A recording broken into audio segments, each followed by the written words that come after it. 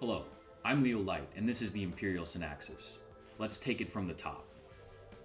A YouGov poll asked, does your job make a meaningful contribution to the world? A simple question with surprising answers. 37% of respondents flatly said no. My job is meaningless. 13% were unsure, and 50% said, yeah, I suppose my job has some purpose.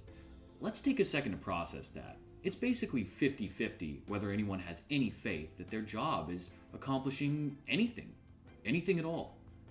So what exactly are people doing all day at their job? Just sitting around? A State of Enterprise work poll found exactly that. Only 39% of an average workday is spent actually working. That means the average person isn't working for most of the day, if not all of it. The economy shouldn't be able to support this, but in our day and age, it sort of can. At least for the time being, of course. If you want proof of this fact, let's rewind to just a few years ago, the COVID-19 pandemic. A dark memory, but not so distant. The majority of the workforce was locked in their homes, incapable of doing anything at all. I mean, sure, there was some attempt at working on Zoom, which, let's face it, was a total joke. Most people were in their pajamas, watching Netflix, and just left their work computers on in the background. This is where we were first exposed to the concept of a non-essential worker. This is someone whose job was deemed completely unnecessary for the functioning of the system.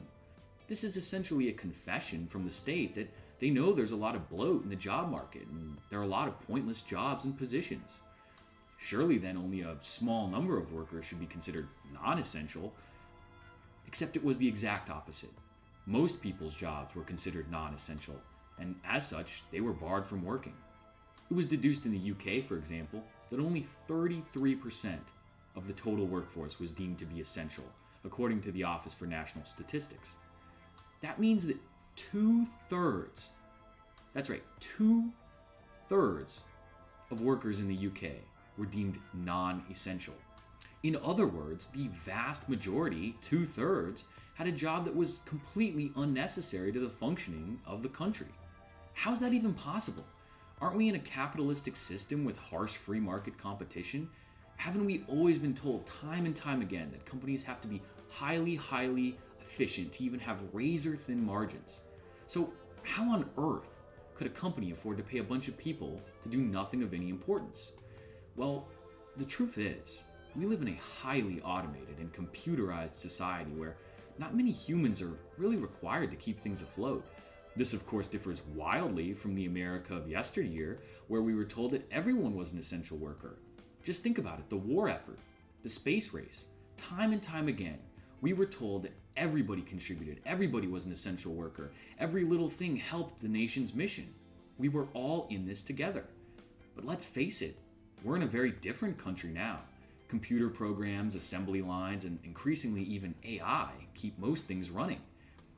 We've built a grid of intricate systems that does most of the work for us.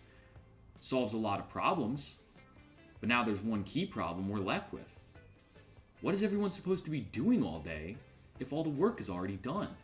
And better yet, if there aren't jobs for most people, how are they supposed to earn money to pay their rent or feed their family? Well, this is where the system that I like to call corporate communism comes in. The system of corporate communism has been quietly implemented all across the industrial world.